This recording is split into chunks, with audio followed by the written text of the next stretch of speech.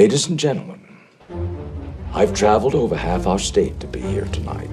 I couldn't get away sooner because my new well was coming in at Coyote Hills and I had to see about it. Ladies and gentlemen, if I say I'm an oil man, you will agree.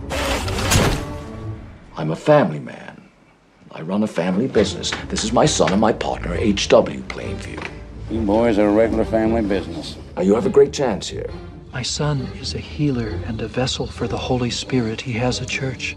You will be cast up and thrust back to perdition. I'm fixed, like no other company in this field. I have a string of tools ready to put to work. That's why I can guarantee to start drilling and to put up the cash to back my word. I assure you, ladies and gentlemen, no matter what the others promise to do, when it comes to the showdown, they won't be there. Olá, petroleiros gananciosos e falsos profetas. Eu sou o Madu e para manter o padrão, piada ruim. O que o petróleo foi fazer no psicólogo? Entender porque que ele estava no fundo do poço. Nossa Senhora. Gente, e depois vocês não entendem o que eu bebo. É tipo, eu bebo por causa disso. É, tipo, é melhor ouvir isso do que ser surdo, né? O famoso. Olha só, temática relativa, tá vendo? Falando de bebida, falando de surdez, tá tudo relacionado ao filme Petróleo. Tá ótimo. Né? A gente tá fazendo um preview prenúncio. Foreshadowing. Oi, pessoal, tudo bem? Eu sou a Zizi e hoje acho que a gente vai falar de um dos melhores filmes que a gente já falou aqui, dessa vez com mais profundidade, só por conta dele, pra gente falar à vontade de um filme só. Acho que a gente tá finalmente matando a nossa vontade de falar. Eu sou o Eros e já que a Zizi começou, eu vou dar o spoiler. A gente vai falar de Sangue Negro, ou There Will Be Blood, e se você não assistiu esse filme ainda, para aqui, corre pro sofá, assiste o filme, digere o filme e volta para escutar a gente daqui 2 semanas. Tem toda a razão, vale a pena. Sim, muito bem. A gente está aqui hoje pela primeira vez, então, para falar de um único filme, Sangue Negro, um filme de Paul Thomas Anderson, a gente vai falar dele daqui a pouco, e a gente vai explorar esse filme por diversos aspectos, fazendo a nossa análise tropológica, assumiu tropológica, viu? Cortei o topográfica. Ó, e como disse o Eros, se você não assistiu esse filme, saiba que, para alegria dele, vai ter spoiler. E não tem cerveja dessa vez, né, Eros? Seria bem complicado fazer análise de um único filme aqui por, né, horas a fio, sem falar dele como um todo. E como se alguma vez a gente tivesse conseguido não dar spoiler, né? Mesmo se você sempre deu spoiler. Ouve aí que tá muito massa. Bom, vamos falar de Paul Thomas Anderson. Acho que é bom a gente falar dele como diretor antes da gente entrar, né, no filme propriamente dito. Quem que é Paul Thomas Anderson? Ele é um diretor americano que surgiu aí para o mundo, pelo menos ficou mais famoso com Boogie Nights, que é um filme de 97, um filme que tem um tom inusitado, que eu às vezes não sei nem exatamente colocar aonde e o porquê, né? Não é só por falar da indústria da pornografia, mas tem uma pegada diferente e que se estende aí pelos filmes seguintes, né, do diretor, que são Magnolia e o Embriagados de Amor. E ele é um diretor que tem essa coisa de uma estranheza meio lúdica e que chamou atenção. Isso vai até mudando com o tempo, né, quando a gente chega em filmes como que a gente vai falar hoje, que é o Sangue Negro e o Mestre, essa pegada já muda um pouquinho, mas enfim, é esse diretor que surgiu aí causando por fazer uns filmes um pouco diferentes. Ele tem, assim, umas características de fazer filmes com elencos muito grandes e tem vários núcleos, né, com várias histórias diferentes, e ele tenta entrelaçar a trama dessas pessoas. Isso também muda a partir do Sangue Negro, né, isso é uma característica quase que de uma fase anterior. E ele também é membro dessa primeira geração que é chamada os cineastas do VCR, né, que junto com diretores como Kevin Smith, o Tarantino, ele aprendeu cinema, não na escola de cinema, mas assistindo muito filme. Então ele é essencialmente um cinéfilo, né? Aquele cara que assiste tanto que ele tem aí um festival de referências, e isso também é visível na obra dele. E ainda é um purista fã de filmes negativos até hoje, né? Tipo, o cara reinventa lente para poder conseguir o resultado que ele quer e não trabalhar com digital. Tem as temáticas dele, que acho que é legal da gente trazer, a Zizi falou um pouquinho aí, mas ele explora muito a questão do da relação de pais e filhos, né?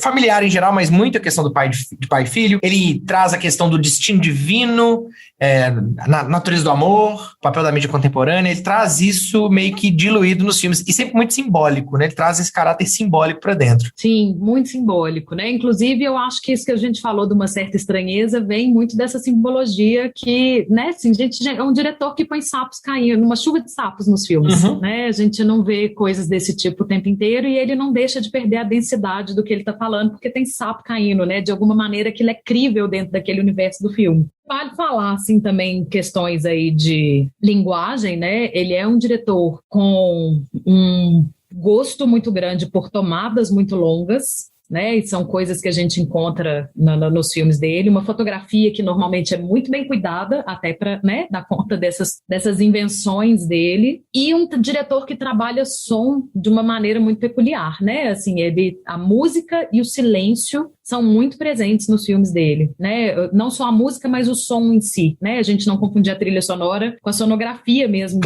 dos filmes, mas ele trabalha as duas coisas, as três, né? Considerando o silêncio também muito bem em quase todos os filmes. Ele é o típico diretor que consegue somar realmente todos os insumos ali, é quase como um maestro contar aquela história de todas as maneiras. Tudo potencializa tudo. É a minha sensação. Assistir, a gente tava falando, né? Ele tem essa característica de quanto mais velho vai ficando, melhor vai ficando os filmes dele. Eu lembro que eu assisti Sangue Negro, sei lá, deve ser 2008, 2009, não sei, tem muitos anos. E era o jovem Madu, né? Mais jovem do que o jovem Madu atual, perto do Eros aí, mas mais jovem do que o Eros Calado, eu zoando ele, coitado. Cara, tipo... Eros, você é o padre, eu sou o petroleiro, entendeu? A gente tá uma briga eterna, é isso. Dizia a criança. Dado meu estilo meio psicopata, sociopata, eu acho que eu tô mais pro cara do petróleo, tá, mano? Com certeza, você tem razão. Eu acho que eu tô mais pra Plainview do que pra Sunday. Mas o que eu queria falar é que, assim, eu lembro que eu assisti esse filme e pra mim foi terça-feira, mais um filme. Eu não sabia quem era Paul Thomas Anderson, não tinha esse olhar tão simbólico e reassistindo, que filme, viu? Eu lembro de duas coisas desse filme. Eu vi ele no cinema. Eu saí do cinema com certeza que era tipo, putz, acabei de ver um clássico. E outra, eu saí extremamente incomodado com a música do filme e eu lembro perfeitamente de falar isso com a Zizi, o tanto que a música do filme me incomodava, sacou? Tipo, o tanto que me deixava desconfortável o filme todo, sacou? O jeito que o som do filme era tratado. Mas ela é criada pra isso, né? A gente assistiu, então a gente gostou do filme com a mesma idade, Eros.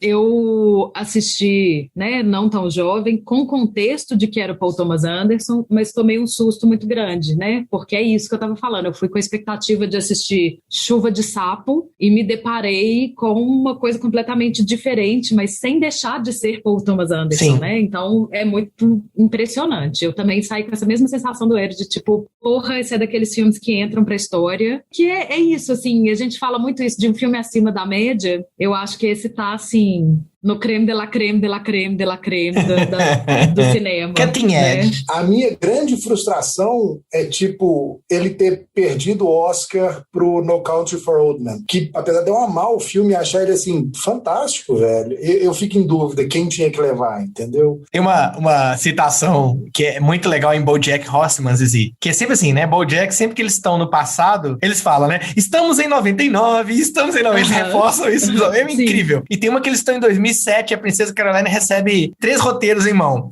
Um é No Country for Old Men, o outro é Derby Blood, e recebe um terceiro. E aí o chefe dela, que é o Turtle Top, né, o tartaruga, corta os outros dois, os dois que foram ao Oscar, porque ele odiava títulos com mais de 2 palavras. Eu acho que eu lembro dessa cena. Muito bom.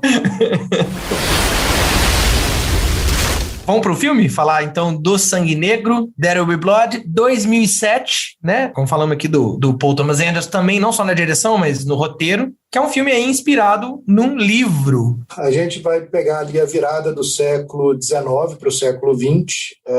A gente tem o Daniel Plainview, que é interpretado pelo Daniel Day-Lewis, e ele começa o filme cavando uma mina, procurando prata, consegue achar prata, Na sequência, ele continua minerando, ele tem uma concessão para minerar prata e ouro, mas ele acaba encontrando óleo, e à medida que a coisa vai evoluindo, ele começa a ter empregados e tal, e um desses empregados acaba morrendo num acidente de trabalho, e ele acaba ficando com a criança desse empregado e tendo ela como um filho. E a história começa a desenvolver dele e essa criança, que num primeiro momento a gente tem a impressão de que ele usa isso para ser um homem de família e conseguir comprar novas terras e novas concessões e ampliar o império dele como um oilman, de virar um petroleiro. E é muito marcado pela ganância dele e o desejo dele de enriquecer e de conseguir tudo, e o caminho dele acaba cruzando com um pastor de uma igreja e entra...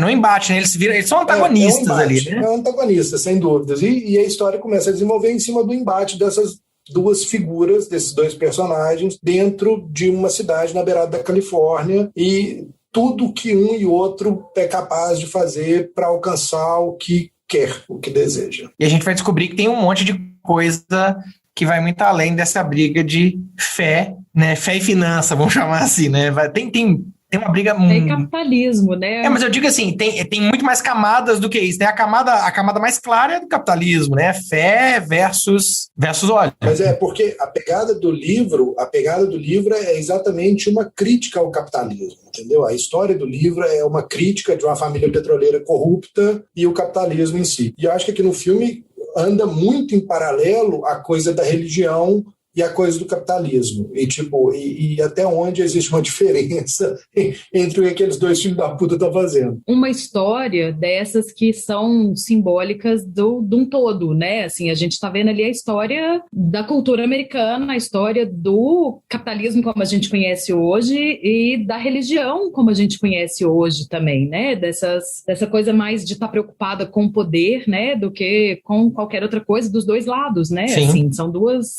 Por esse viés, são duas mazelas aí da sociedade, de certa forma, né? São duas questões aí complicadas da gente lidar. E eu acho que o filme é bem simbólico de retratar a história americana através dessa história desses dois personagens, né? São as duas essências da história americana, né, Zizi? Assim, o protestantismo e a exploração, né? O self-made man, explorador. Vale só pontuar aqui, eu nunca li o livro, tá, gente? Mas na pesquisa o que eu entendi é que o livro foca na história do filho do Plainview, não nele, então que só o começo do filme realmente tem a ver com o começo do livro, depois ele é bem... mais inspiracional mesmo, livre, na adaptação aí. Se você assistir o filme e ler o livro, são duas histórias completamente distintas, Você leu o livro, Erson? Li nada.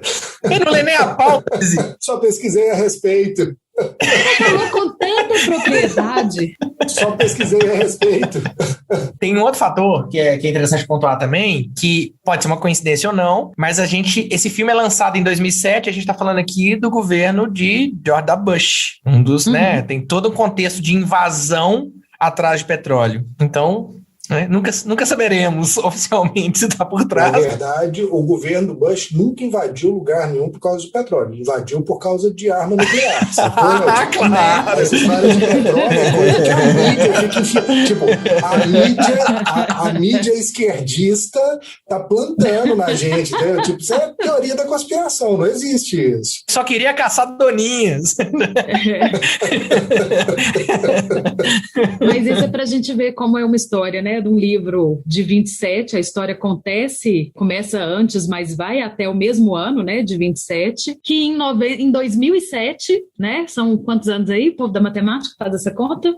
Eu sou de humanas. 80. A gente está falando de uma história que continua vigente, né, assim, ela continua contemporânea. Atual. É uma história de 27, mas que é contemporânea, né? Está contando as raízes do que estava acontecendo ali naquele momento.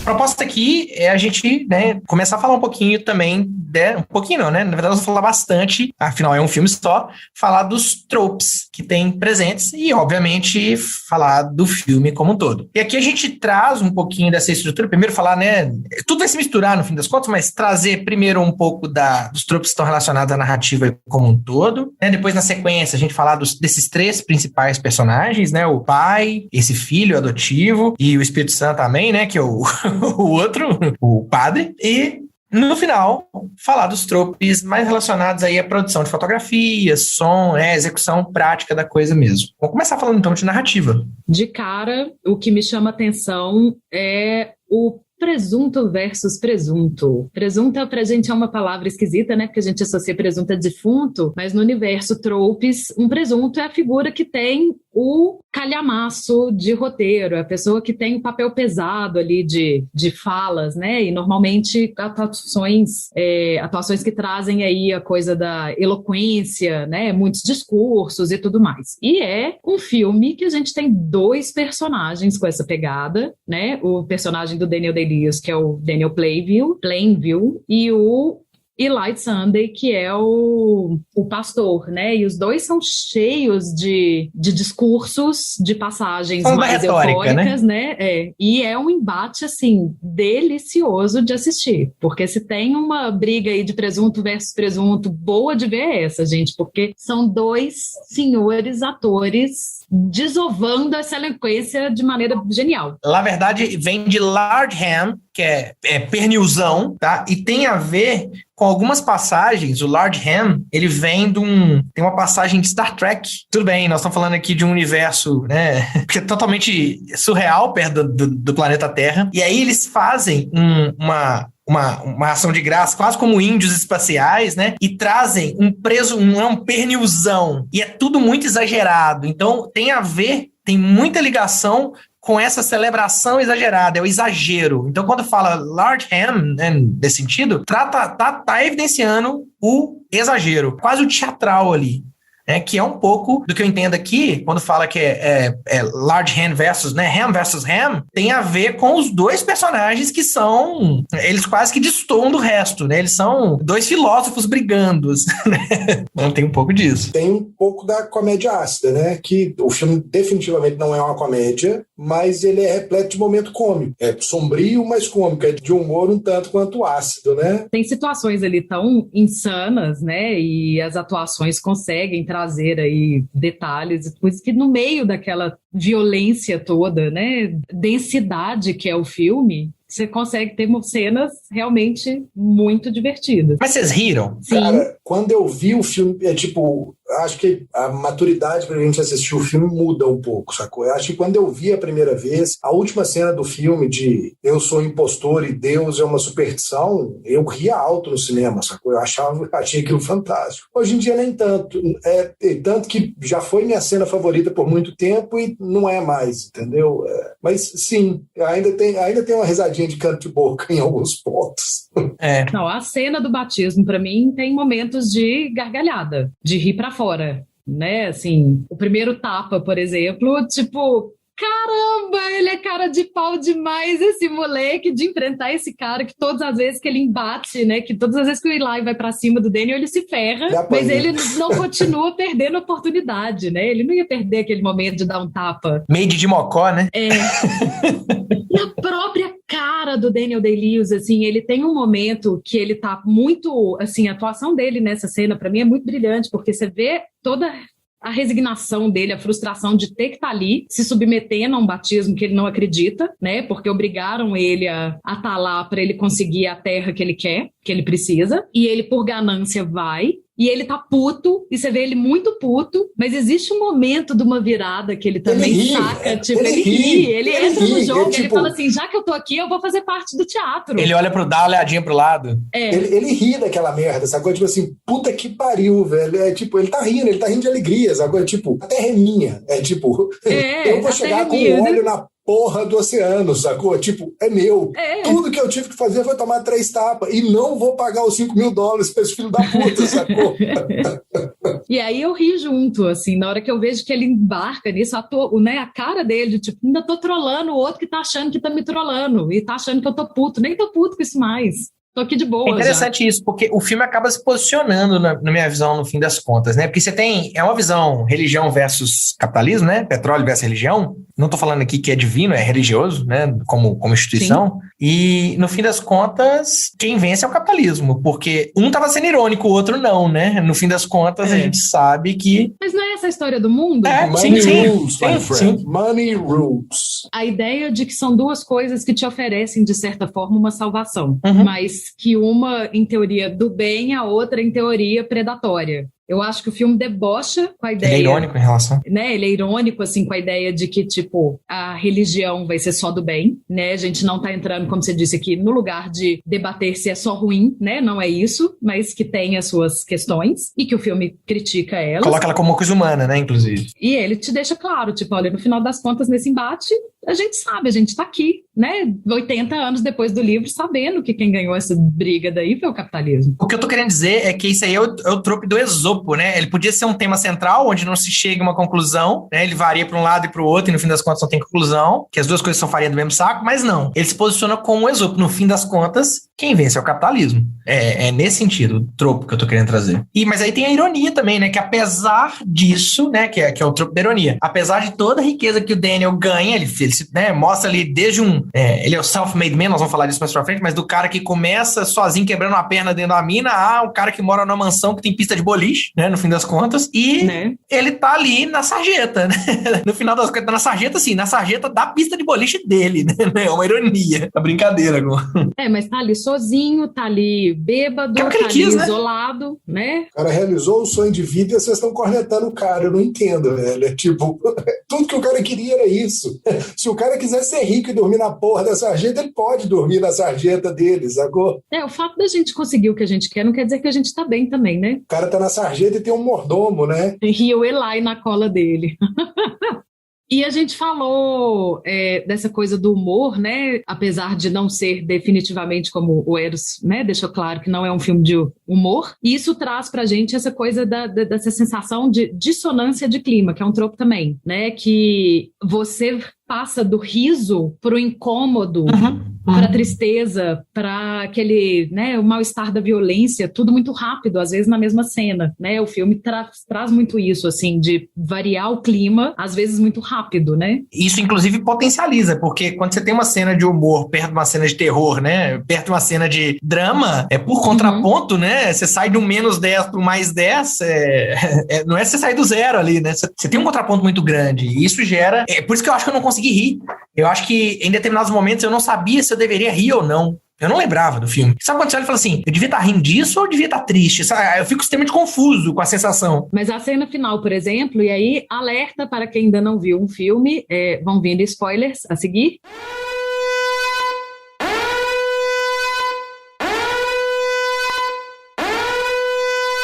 A cena final, por exemplo, enquanto ele tá lá, o Daniel tá mandando bola de boliche em cima do Eli e o Eli tá pulando igual marionete, de certa forma a gente tá rindo e de repente uma delas, mata o menino. Aí você fala, opa, peraí, ui.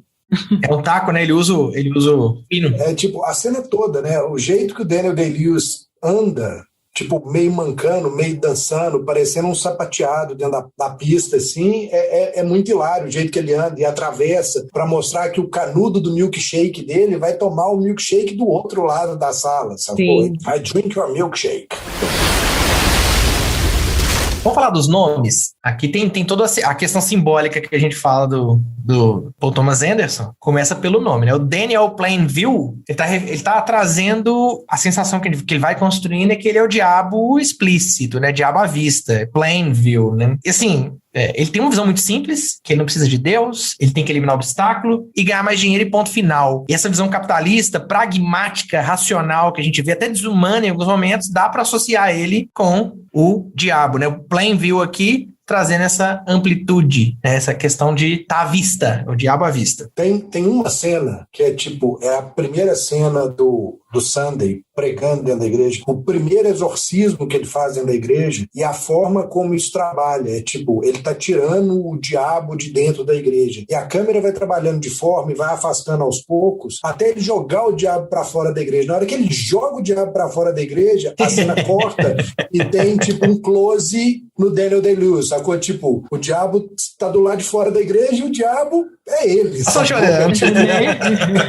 Genial. Tô pronto, tô entrando. Tem também uma ironia nesse nome, né? Porque tem essa coisa da visão simplista, né? De que ele é um cara simples e tudo mais, mas também tem a brincadeira com o fato de que ele não fala a verdade para aquelas pessoas que ele tá querendo comprar as terras, né? Ele tem todo um discurso pronto, mas a gente sabe que ele tá ali com o olhar predador para aquele lugar. Então tem uma brincadeira para aquelas pessoas, né? Não para aquele lugar. Então tem uma brincadeira também que ele não é tão papo reto, tão plain view assim, né? Eu sabia que aquele discurso da inauguração foi improvisado? Ah, é? Eu tava lendo sobre algumas curiosidades do filme e foi... Aqui tem uma outra característica também, que o Daniel Plainview, o personagem, é interpretado por Daniel Day-Lewis. Daniel.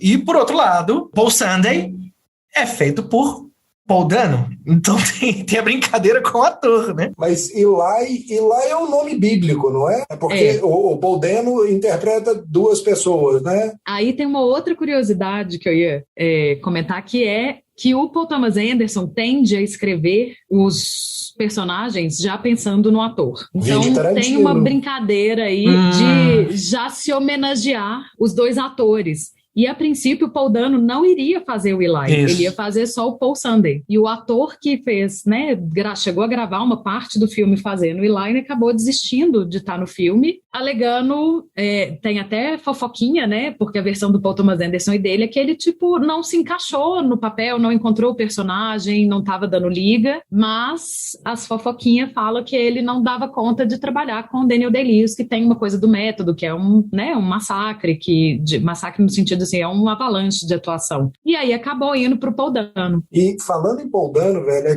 eu tava revendo o filme e muitas vezes que eu vi o Paul Dano, eu encontrava o Edward Norton, quando ele fez Duas Faces de um Crime, sacou? Que, tipo, ele é fanfarrão de um assassino e que finge ser um coroinha. Na verdade, ele é um coroinha que mata alguém e depois finge que...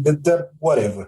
Só que a atuação de um me lembrava muito o outro em diversos pontos, assim, sem um porquê específico, sacou? E foi uma das atuações que eu vi o Edward Norton e falei assim, caralho, velho, que ator foda. E o Paul Dano é a mesma coisa, né? O Paul Dano entrega umas coisas que são fantásticas, velho. O cara é muito foda, às vezes. Não, ele é novinho, né? Ele tá muito novinho no filme e ele peita o Daniel Day-Lewis, assim, à altura, né? É muito impressionante. É quase chega lá, né? Vamos dizer assim, tá quase lá, né? O outro é outro, né? Não tem nem como misturar, mas não deixa menor, é isso que eu quero dizer. Não, e o outro tem até um personagem que talvez daria mais margem, né? Não sei, eu tenho a sensação de que o Paul Dano realmente rouba esse papel, assim, e dá uma vida pra ele num nível diferente. Eu sou fã da atuação dos dois, assim, acho que realmente um não deixa a desejar pro outro, não. O Paul Dano só faz papel de maluco, né? Adora fazer um papel de maluco. Cara, ele não é maluco, ele é pastor, só isso. Tá bom, normalíssimo ali. Né? Mas enfim, voltando aí para os nomes significativos, um que eu acho interessante é o do tal filho adotivo, né, do Daniel, que é o H.W. Ele não tem um nome, né? A gente não sabe, ou pelo menos eu não lembro da gente saber em algum momento o que significam esse H e esse W. E tem aí uma correlação de que era muito comum na época as empresas terem o nome das iniciais dos donos. Então, acaba trazendo aí esse significado de que o Daniel usa o filho como o rosto da marca, né? Porque ele usa o filho e a ideia de um homem de família e a simpatia, né? O carisma daquela criança para conquistar aí os donos das terras que ele quer comprar, né? Alguns investidores e tal. Então, o HW acaba tendo um nome corporativo, né? Digamos assim. É um pouco da minha sensação com o Daniel Plainview, que ele é um cara pragmático e ele tenta potencializar tudo, inclusive o filho adotivo. Né? Já que eu tenho filho adotivo, amando ou não é essa questão, vou usá-lo como marca. Não tá gerando mal, quem usar, vou usar. E aí a gente tem também toda a família Sunday, né? De certa forma vai ter algum significado, né, com o nome. Para começar, né, Sunday significa domingo. E aí a gente está falando do dia mais significativo aí da cultura cristã, né? E a gente tem como membro aí o Eli, daqui a pouco a gente vai falar mais dele, mas a gente tem também o Paul Domingo, que é um outro nome bíblico, né, que recebeu uma revelação de Jesus. Então, ele espalhou o evangelho da mesma forma que o Paul do filme recebe o dinheiro do petróleo e depois a gente fica sabendo que ele comprou os seus próprios campos de petróleo. Então, ele também espalha a palavra do petróleo, né, de certa maneira. Tem uma brincadeira aí com isso. Então, eu não sei se ele espalha, eu acho que é uma mentira. Primeiro porque o Daniel Plainview, ele mente a respeito do valor que pagou pro cara, porque pagou para ele $500 e o cara sumiu a troco da informação e a história fica por aí. Ele não pagou $10 mil pro cara na bucha para saber a informação. Então eu acho que ele faz aquilo de despeito, sabe? Tipo, ser uma farsa, você não faz porra nenhuma, seu irmão é que era o pregador, seu irmão é que era o escolhido e que realmente pegou o dinheiro e ele tá rico e ele tá bem e você tão fudido, sacou? Pode até ser mentira, mas eu acho que não muda. O simbolismo é válido, né? O simbolismo porque ele usa daquilo para contar a mesma história, né? Assim, pro Eli, né? Ele espalhou a palavra. Ele espalhou a palavra do petróleo na Terra. Ele deu notícia. Sem dúvidas. E aí o Eli Sunday, né, que é o outro simbolismo, Eli é o nome hebraico de Deus, que também foi um juiz israelense bíblico, né, quando você vai na história, e tem essa ironia aí na interpretação divina do nome, porque Eli começa a sua própria igreja pregando seu próprio evangelho, é como se ele fosse Deus, e ele, você vai vendo no decorrer do filme, no começo você até compra a ideia dele por alguns minutos, depois você vai começar a descobrir que ele é imoral, impotente, incapaz, e ele não cura o HW naquela situação, né, o HW fica surdo em determinado momento, e tem o fato que ele, na Bíblia, ele morre repentinamente. Ele era um ser poderoso, ele foi um juiz de Israel, né? O juiz era uma espécie de governador, e ele tinha quase retratado como superpoderes ali na Bíblia, e ele morre, né? Depois que ele perde os poderes, ele descobre que ele perdeu, aquilo foi retirado dele, como se Deus tivesse retirado dele, e ele morre. Então tem esse paralelo aí, né, com o Eli, que não consegue realizar nenhum tipo de milagre, no fim das contas. E o charlatanismo dele é de um ponto que a justificativa dele para ele não curar o filho, o HW, é o fato de ele não ter batizado o poço. Como ele não abençoou o poço, o acidente aconteceu por isso e o menino está surdo por causa disso. Como se isso fosse uma punição divina para o Daniel Plainview de ter afrontado ele, que é uma das cenas engraçadas do filme, Sim. Que é o batismo do poço, né? Tipo, na hora que ele vai, o cara tá lá esperando, a cara dele, tipo, pronto, agora eu vou falar, ele agradece a menina, inaugura o poço, e é isso aí, pessoal, vocês podem ir pra casa agora, e fica por aí, né? Essa que é a cena de improviso. Que é uma ótima cena. Tem um outro troco que são os personagens exportados, que aí o Daniel, ele simboliza Miguel, biblicamente. Ele não só faz o papel de diabo no primeiro momento explícito, mas ele simboliza Miguel porque ele mata o falso padre, o falso profeta, disfarçado de mensageiro de Deus. E Eli, ao contrário, que é o que é morto, ele faz o papel de anticristo, porque ele assume toda uma religião como se ele fosse o verdadeiro Deus que está chamando, e na verdade, no fim das contas, você vai descobrir que ele nem acredita. Ele se intitula o falso profeta. O Daniel, ele faz para mim 3 papéis, né? Ele faz o papel do anticristo num primeiro momento, e você vai ver que no fim das contas não é sobre isso, mas é o simbolismo que está carregado. Ele faz o papel de Miguel, que é quem mata o diabo, e ele faz o papel de Deus também, de alguém que subjuga.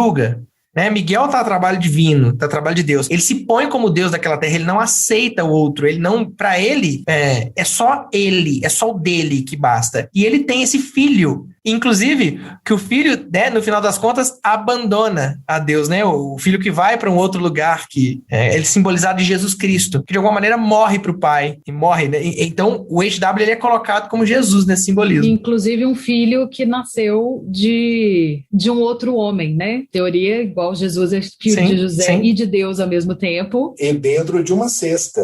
Ele estava dentro de um balaio, né? A manjedora do Bastard menino. in a basket. Bastard in a basket. Nossa, é mesmo, caramba. Que é uma linda cena também. Na verdade, eu fico em dúvida entre essa e o batismo, velho, porque Bastard in a Basket é fantástico. É lindo. Eu acho essa cena linda, eu só não compro ela total, porque o menino é surdo. Então eu não consigo conectar, ele não tá ouvindo o cara gritando. Você tá entendendo? Ele tá andando, tipo, mais normal. Mas aquele menino conhece aquele cara há muito tempo, ele sabe o que tipo de coisa que sai da boca dele. A cena é forte, Zizi, ela só não é tão forte, entendeu? Se ele tivesse lá, né, com a mão mãozinha fazendo pra ele, né? Libras, aí ok, mas ele não tá fazendo Libras, o menino não tá entendendo. Velho, ele não tá falando aquilo pro filho, velho, ele tá falando aquilo pra ele quer se convencer exatamente. que o filho é um bastardo, que o filho não é dele, sacou? Que ele não ama aquela criança. O problema tá exatamente aí, sacou? Não, e o despeito tanto faz, né? Se o outro tá ouvindo, não tá, eu que tô tendo meu chilique aqui pra mim mesmo. É isso aí. Vamos entrar então, né? A gente já começou a falar desse papo dos personagens, mas vamos tentar estratificar um pouquinho aqui o personagem Daniel Plainview, que é o Oil Man, o primeiro protagonista. Dá pra falar que ele é um vilão protagonista em alguns pontos, né? Não sei nem se tem vilão, porque não tem mocinho. Mas ele não deixa de ser, né? Eu acho que ele é só o protagonista. Ele é protagonista. Ele é só o protagonista. E ele é o self-made man, né? É tipo, já que ele vai falar de trope, ele é o self-made man. É o cara que tá lá cavando uma mina de prata, ele cai, ele quebra a perna, a câmera levanta e, tipo, ele tem que atravessar o deserto e as montanhas para chegar em algum lugar. E ele se arrasta e ele vai até lá para conseguir o que ele quer, né? Tipo, ele ressuscita, ele vai atrás do sucesso dele e ele faz isso sozinho a todo custo. Ele se recusa a morrer, né? E é engraçado que em algum lugar eu li, eu também não vou lembrar mais aonde, que uma das inspirações pro personagem é o Drácula, né? E essa figura que, tipo, ele se recusa a morrer. Eu li isso, que o filme tem referências em Drácula de Bram Stoker. Ainda mais depois de ficar rico, né? Porque ele encontrou prata. Tipo, ele sabia que ele tinha encontrado o que ele tinha ido procurar. Então... Sim, aí ele vai se recusar a morrer mesmo, né? O cara desafia a vida. A gente falou, né, do Plainview.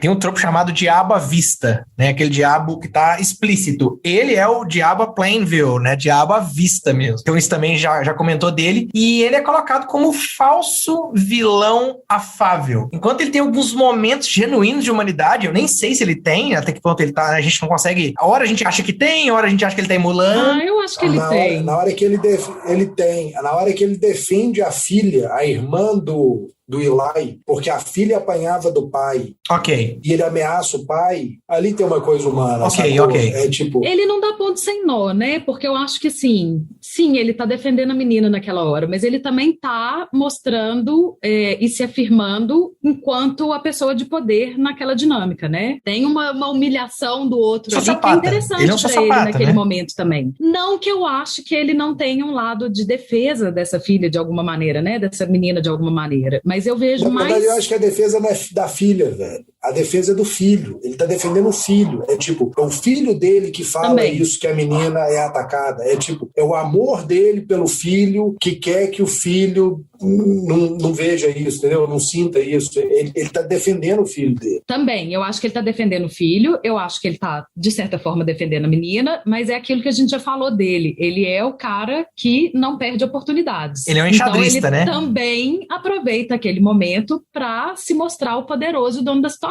Eu te humilho quando eu quero. Ele é pragmático, né? Junta o útil não para briga agradar. comigo, exatamente. Agora, tem no começo do filme, quando os funcionários dele, né, se machucam, ele tem uma preocupação que naquele momento me parece mais genuína, tanto com, obviamente, a perda, né, o prejuízo que ele está tendo com o momento, mas que também com a pessoa que está se machucando. E que eu acho que o filme vai mostrando um crescendo dessa desumanização dele. Eu acho que hora nenhuma ele é o cara mais humano, carismático, afetuoso, né, de longe, amoroso. Né? A gente sabe que ele não é desde o começo, mas a gente vai vendo um piorar, digamos assim. Ele tem seus momentos de humanidade, por mais que ele seja aí mal que nem o Pica-Pau, né? Assim, uma coisa não exclui a outra. Eu não acho ele tão mal assim não, gente. Não, ele é bem mal, ele é mal. Imagina. Ele é mal, ele é mal. Eu não acho que ele seja tão mal. Ninguém é bom com aquele bigode. Não, o cara é só um símbolo pro capitalismo inteiro, né? Predatório, filho da puta, mas ele não é tão mal assim, não, imagina. Tá super preocupado com os outros, eu fiquei né? esperando assim. ele cantar I Want to Break Free, tá? Com aquele bigode. Eu jurava que ele ia puxar um I Want to Break Free, ou um IMCA, sei lá. O bigode dele, que é um trope, né? Bigode fodão. Só pra ressaltar mais essa personalidade masculina, né? Que é colocada aqui. A gente não consegue mais nem rir das piadas ruins do Madu mais, né? Não, é natural, gente. Não é pra rir. Keep on going. Hey, ho. É porque as minhas piadas, elas estão no trope chamado dissonância de clímax. Então não dá pra entender se é uma piada. Entendi. Bom, vamos falar do trope solitário no topo, que é um pouco sobre o final do filme, né? Ele tinha o objetivo de Ele fala isso, né? O tempo inteiro, que ele queria só construir a mansãozinha, a casinha, né? Ele fala casinha, não fala mansão. Construir uma casinha para ficar longe de todo mundo. E ele consegue, né? Ele se torna um milionário no fim das contas, tem ninguém próximo, totalmente sozinho e com todo o dinheiro do mundo. Literalmente ninguém, né? A cena que ele fala que ele quer uma casa e ficar longe de todo mundo é exatamente a conversa que ele tem com o irmão dele, com o falso irmão dele. Que não é irmão. E que eventualmente ele mata o irmão por causa de uma conversa que é derivada disso. Porque o irmão dá uma má nota a respeito de um bar, ele não ri de uma piada de queria estar em tal lugar assim, assim, assado, e com isso ele saca que o irmão não é o irmão. E na conversa com o irmão pergunta, e o que você vai fazer em relação ao seu filho? É tipo, se você quer ficar num lugar sozinho, numa casa vazia, como que você vai lidar com o seu filho em relação a isso? E a cena que o menino volta da escola pela primeira vez, a primeira coisa que ele faz é correr para abraçar o menino. O menino não está abraçando ele. E a hora que ele fala para o menino eu te amo. Agora é tipo, agora vai dar certo. Okay. Agora eu entendo como que é o lugar de nós dois, entendeu? Então, eu acho que ele pode até terminar no topo, fudido, cagado, solitário, e ele ter, de certa forma, se levado e caminhado para isso por causa das ações passadas dele. Mas eu acho que no meio do filme ele se encontra. Eu acho que ele já não queria ficar sozinho mais. E tanto que o sofrimento dele com o filho é exatamente porque o filho tá indo embora. Só que... Zizi, o Eros tem lugar de fala nesse ponto, então... mais ou menos, né?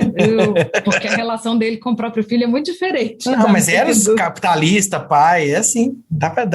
O que eu acho é que a gente precisa entender exatamente isso que você pontuou, né? Assim, ele tá ali sozinho, inclusive a gente vê ele ficando sozinho sem o filho, né? O próprio filho abandona por consequência do que ele faz, né? Ele abandona esse filho primeiro. Aliás, tem toda uma cena para ele repetir 500 vezes que ele abandonou, I've abandoned my child, my boy. A gente sabe que ele abandonou esse menino primeiro. E num momento, né, muito pesado pro menino, assim. Então, de novo, não acho que isso significa que ele não gosta do menino, mas ele é aquele cara, como o Madu disse, pragmático. Ele é o cara prático. Eu preciso trabalhar, eu preciso resolver um tanto de coisa. Você aqui agora tá surda, eu não sei lidar com isso, eu vou te mandar para outro lugar. Se na cabeça dele era o melhor a ser feito no momento, whatever, né? O fato é que ele, tira o menino da reta, né? Simplesmente você tá no meu caminho aqui, do jeito que tá, eu não sei resolver o seu problema, não sei resolver o meu, e isso tá atrapalhando a minha vida. Tchau. Eu não sei, eu acho que é muita atitude de homens do início do século, assim.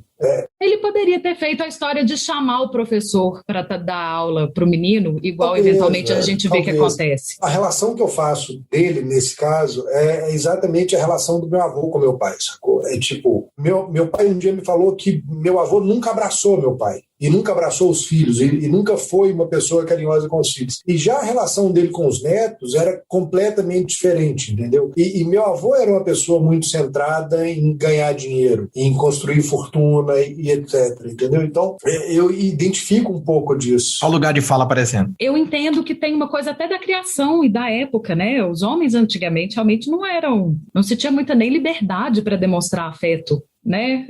Isso a gente tá falando de 1920, gente. É tipo 1910, no caso, na hora que leva o menino. Meu avô foi levar meu pai, meu tio, com 9 anos de idade, 10 anos de idade, em Ouro Preto, a 200 quilômetros de casa, de um menino que nunca saiu, nunca andou 10 quilômetros sem o pai e sem a mãe, com uma mala e, entrega na porta, vira pra trás e vai embora, sem dar tchau, sacou? Então, eu acho que é uma coisa muito do masculino do início do século. Então, é por isso que eu bato muito nessa tecla de que na cabeça dele ele tá fazendo o que é melhor pro menino, e não necessariamente que ele não ame o moleque. Eu acho que isso é uma coisa do masculino até hoje, né? A gente tem outros exemplos e outras referências de masculino, mas eu acho que isso é uma coisa do masculino até hoje.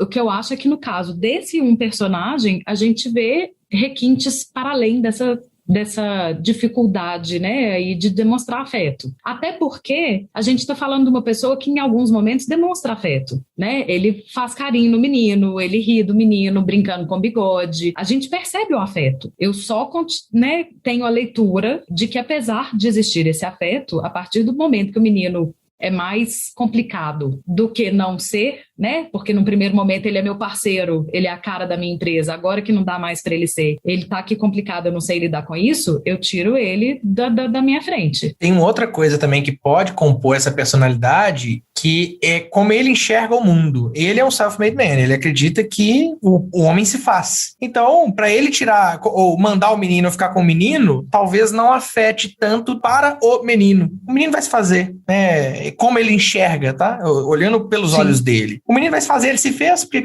sim, e é o que acontece. E o menino se faz. De um jeito diferente, mas se faz. Tem uma outra coisa que eu acho também que a gente pode falar sobre personalidade aí do Plainview, que é a ideia de que ele é o tropo do alcoólatra. Ele é mostrado como bebendo o tempo inteiro, né? Desde lá do começo, numa das primeiras cenas, onde ele coloca o uísque na mamadeira do menino, e isso é uma cena que dá uma chocadinha na hora. Eu falei, caraca, ele pôs... Cara, ele tá dopando o menino porque o menino tá fudido, o menino tá doente, sacou? Ele não sabe lidar com aquilo. É tipo, vamos deixar o menino ligeiramente drogado e fazer ele dormir, sacou? Tipo, o que fazer com o menino? O menino tá desesperado, o menino tá em choque, em pânico. Isso pra mim mora no lugar do homem que não sabe o que fazer com uma criança e que não tem referência e bagagem, né? Não na falta de afeto.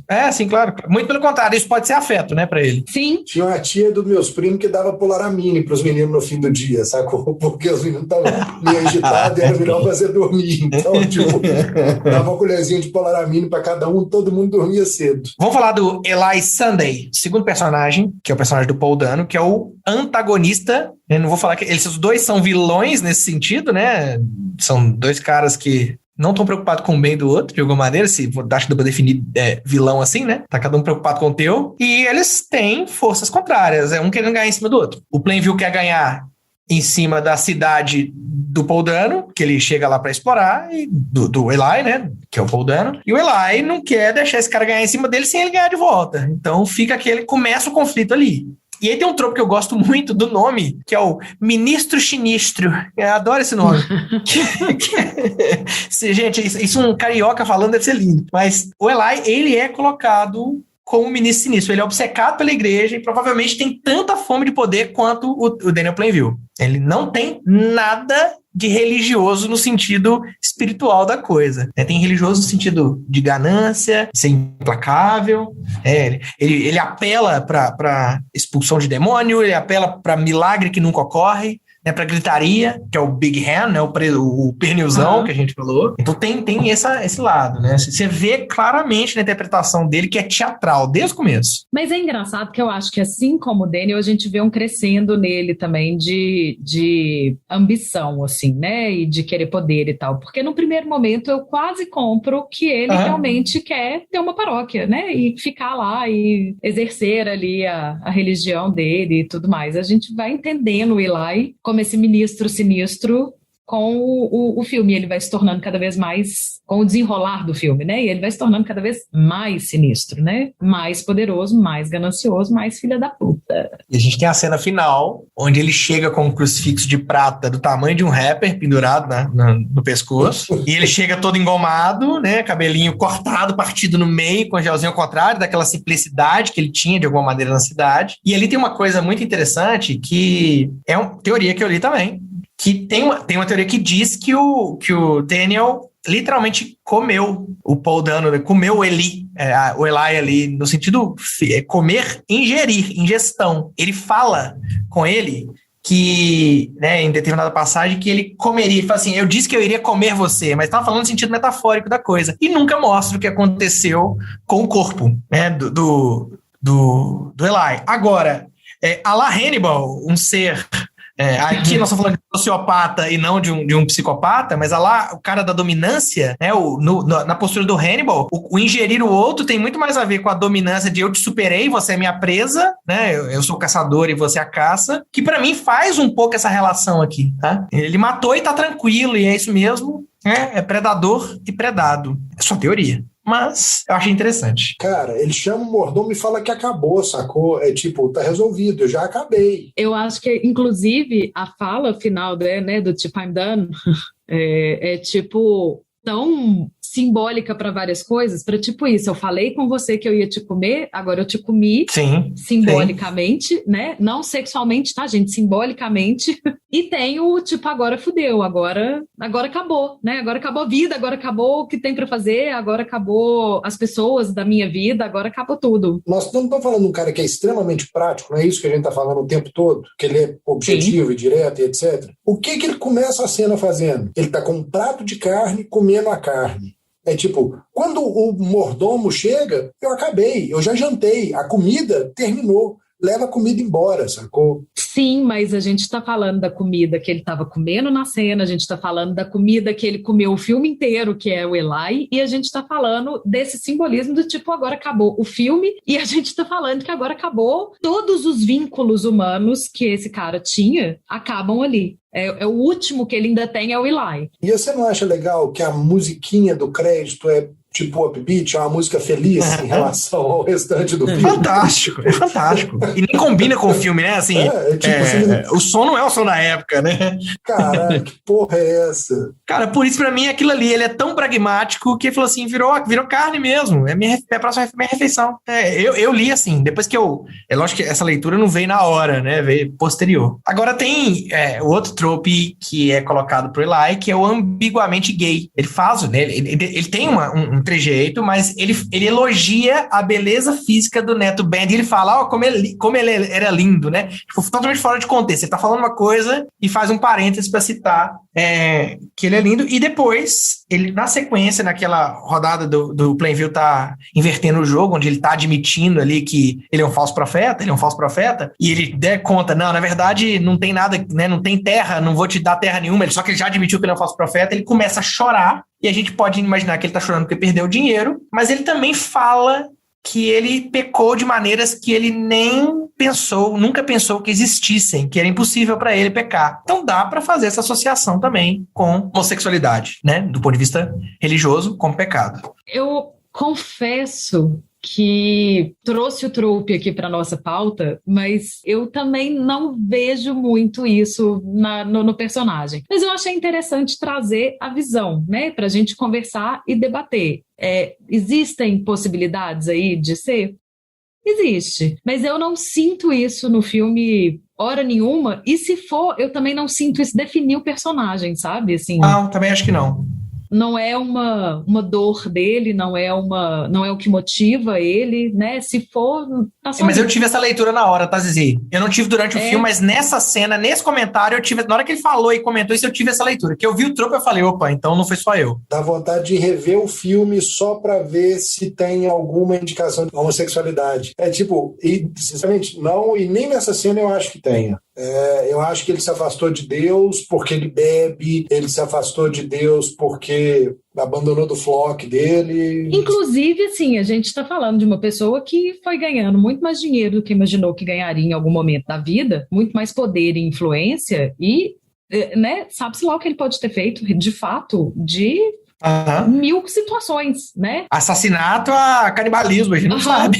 Mata qualquer coisa, né? Tem um que eu acho interessante da gente pontuar, assim, antes de mudar de personagem, que é, se a gente falou que o Daniel é o diabo à vista, né? Ele é visivelmente um diabo, você olha pra ele, a gente sabe que aquele cara, né, tem alguma coisa errada e ele é mau que nem o pica-pau. O Eli é o diabo disfarçado, né? Ele tá ali fazendo, né, o papel da pessoa, em teoria, do bem. Ele é um pastor, ele tem aquela carinha de anjo, mas ele também é um diabo, né? Então eu acho que esse contraste dos dois é interessante de perceber. Porque no fim das contas, todo mundo é óbvio o diabo, né? No fim das contas, você tem dois diabos batendo, né? Todo mundo tá à vista. Sim. Vamos pro terceiro personagem, então. E aí, falando de personagem, a gente tem o HW, né? O HW Plainview, que é o filho adotivo. E ele é interpretado primeiro por um baby, depois pela criança em grande parte do filme, e ao final, a criança aí é o Dylan Frazier. E no final, na última cena, ele é interpretado pelo Russell Harvard, que é uma curiosidade.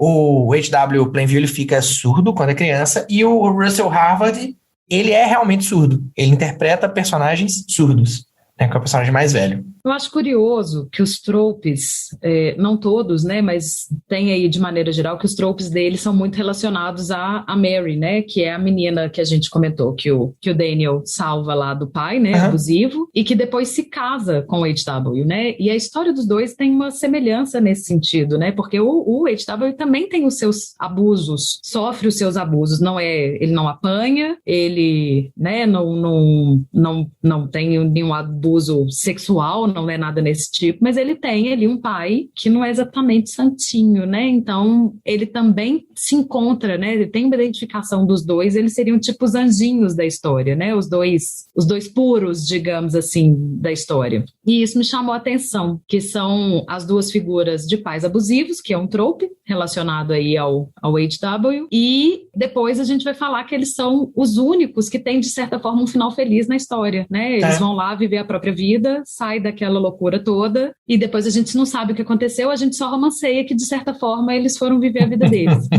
A gente pode ler Oil e descobrir. Ok. O livro então é a continuação, né? Tem alguns tropos que a gente já marcou, que um é chamado Põe no ônibus, é quando você quer tirar um personagem da história. Então, né, como roteiro, você tirou ele da história, porque você não sabe mais do que está acontecendo com ele, até que ele volta lá na frente, mas como personagem, né, ele é colocado dentro do ônibus, literalmente ele vai embora. Então, o trope é isso. E aqui ele, né, apesar de chamar Põe no ônibus, ele coloca o filho dele num trem para ir para um colégio interno. E ele não aparece novamente até nas últimas cenas. Colocado de uma maneira muito dolorosa, né? Assim, eu acho que é mais do ele que o simplesmente... Né? O que me incomoda ali é o fato dele ser enganado. O pai falar que tá voltando e manda alguém junto para segurar ele e levar para a escola. Para mim, mais do que levar o menino para um colégio interno, é a maneira como ele simplesmente engana o menino, põe ele lá e fala tchau. Né, assim, não fala tchau, né? E esse falar tchau tá associado a um trope que começa que ele era criança troféu, né? Ele usa o HW o tempo inteiro para reforçar a imagem de pai de família, de pessoa correta, que ele vai nas casas para comprar, né?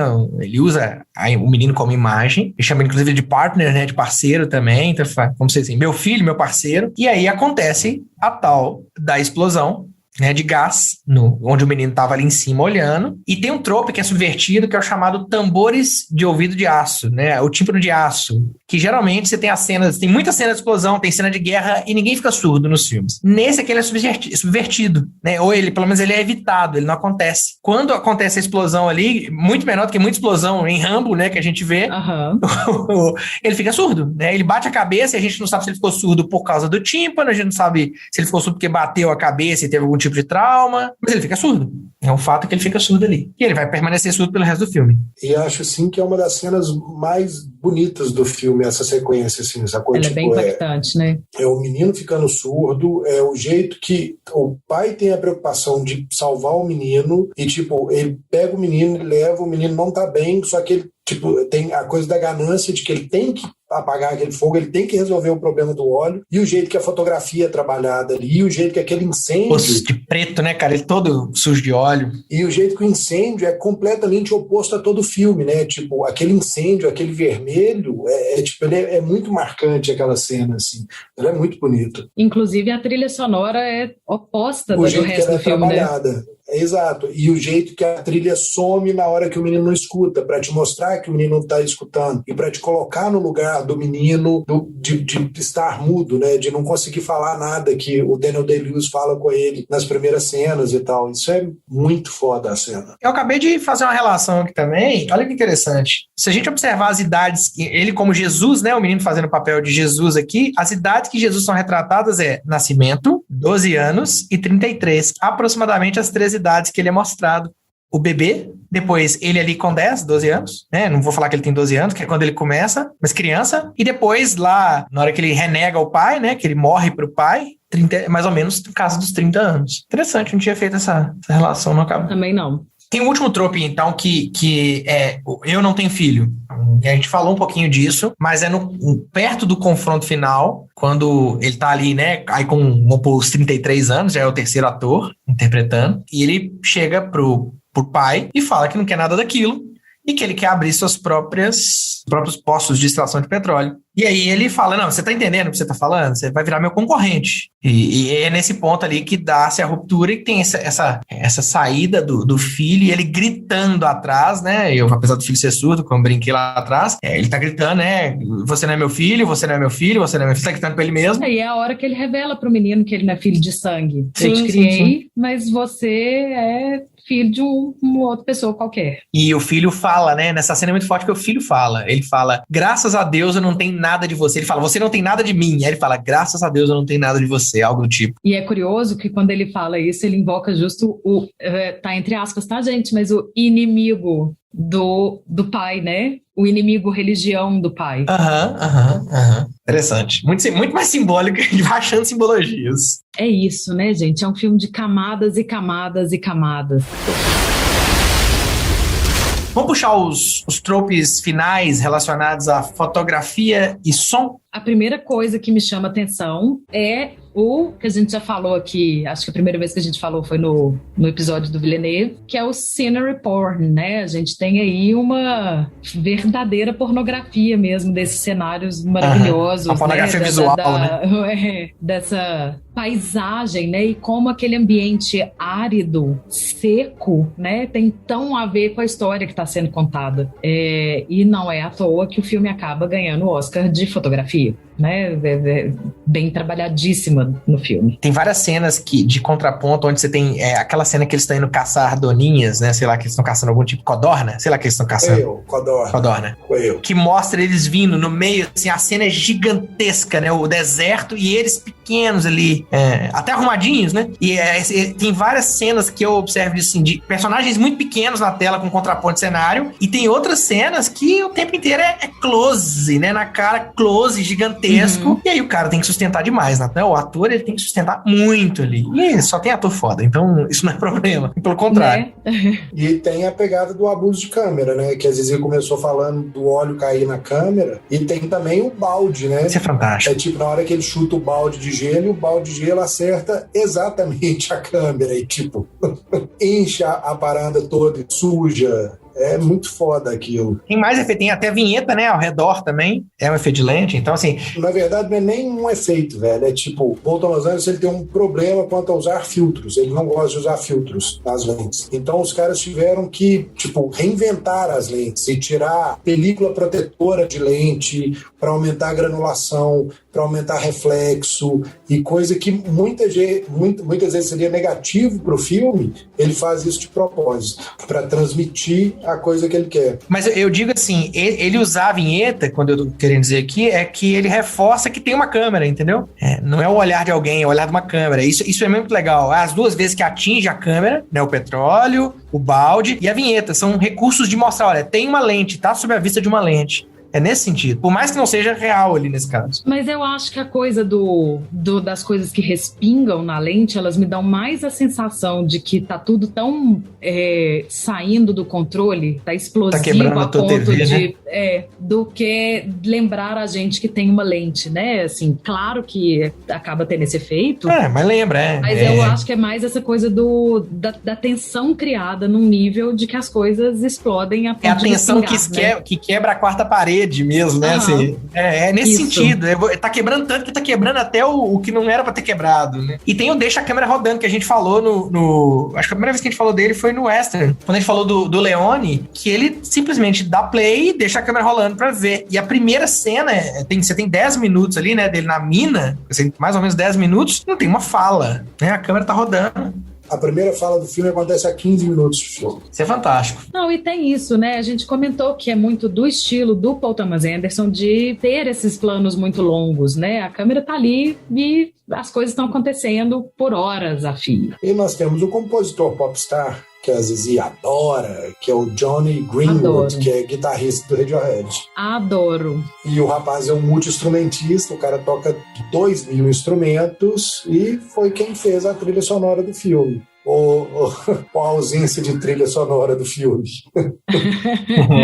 Apesar de amar Radiohead, ser uma das minhas bandas favoritas, vamos combinar que essa não é uma trilha sonora gostosa de escutar. Não, ela é tensa. É o contrário. Ela é o oposto, né? Ela é bem incômoda, que já, inclusive, puxa aí um outro trope, que são as cordas psicóticas, né? Que são exatamente essas trilhas que são estridentes e nervosas, né? E que acabam... agudas, né?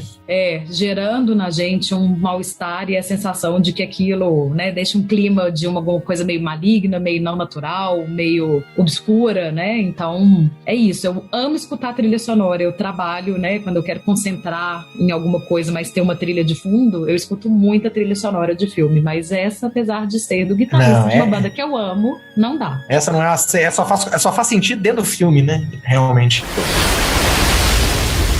Pra gente fechar, ouvir um pouquinho, né? Cada um de nós falar um pouquinho. O que é que te faz gostar tanto do filme? Tá bom, tem um monte de coisa, mas o que é que te chama mais atenção? I'm a fraud and God is a superstition. Or bastard in a basket. Bastard in a basket. I drink your milkshake. I drink your milkshake. Drain it. Fantástico, né? Gritos. É o que você gosta do grito, Eros? É isso? Eu gosto do Daniel Day-Lewis babando. Eu ia falar, é grito ou é atuação? Eu gosto do Daniel Day-Lewis babando, velho. Ele até baba pra ensinar a porra da cena, sacou? É foda aqui. O embate, sempre que os dois estão em cena, sempre que o Paul Dano tá contracionando com o Daniel Day-Lewis, é isso, velho. É tipo, e são todas essas cenas. É exatamente isso. Agora, é a química que os dois têm em cena ali e a forma como a coisa sai. Eu também acho que não tem muito jeito de ser uma coisa só, né? Acaba sendo uma união de várias coisas e a atuação e essa combinação dos dois atores e dos dois personagens é muito, muito rica pro filme. Mas... para mim, eu acho que é toda a camada simbólica, né, que o filme traz. É você trazer uma história de um lugar específico para contar uma história muito mais ampla. E, inclusive, essa cena, né, essas falas que têm significados além. I drink your milkshake, né, a cena que ele tá explicando que se eu tenho um canudinho e o meu canudinho alcança o seu copo lá do outro lado da sala, eu consigo sugar o seu canudinho, ela para mim é muito simbólica do próprio capitalismo em si, dessa ideia de drenar, no final das contas é isso que é a coisa do petróleo, né? Você tem um poço que você tá ali drenando aquilo que virou, simbolicamente a gente chama de o sangue da terra. Então, essa simbologia do filme de te falar de drenar, de sugar tudo que o outro tem para te dar. E quando você menos, né, você tá achando que você tá sob controle de alguma coisa, não, eu já tomei o seu milkshake inteiro e eu tô o tempo todo te sugando, né, a vida, o sangue, as riquezas, o potencial, essa simbologia desse capitalismo predatório pra mim, numa história, né, de 3 personagens principais aí, eu acho sempre genial quando as pessoas conseguem fazer isso. Muito, principalmente quando ela vem acompanhada de atuações incríveis e de toda, né, a linguagem cinematográfica no lugar.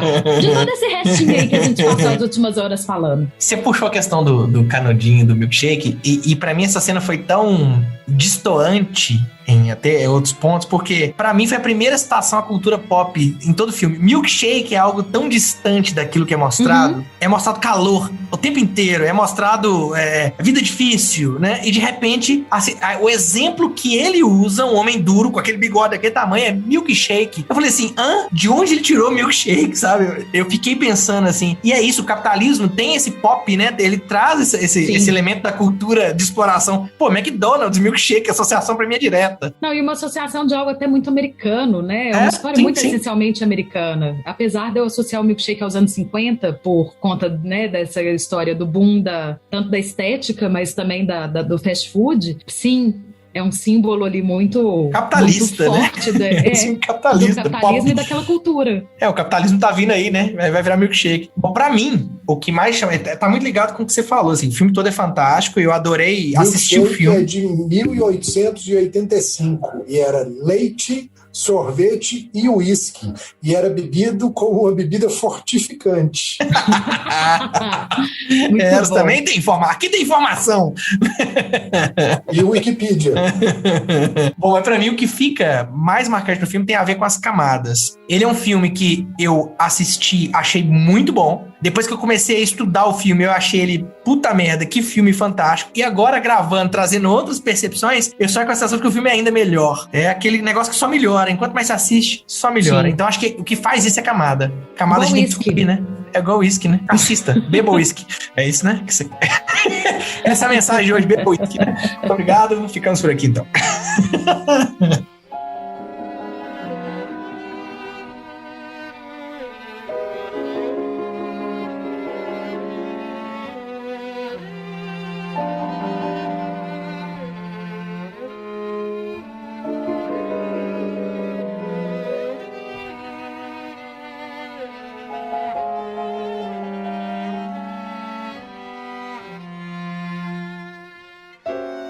Olá, Eu sou o petroleiros. Marconi e vamos fazer agora a primeira piada ruim de uma série de 15 do episódio.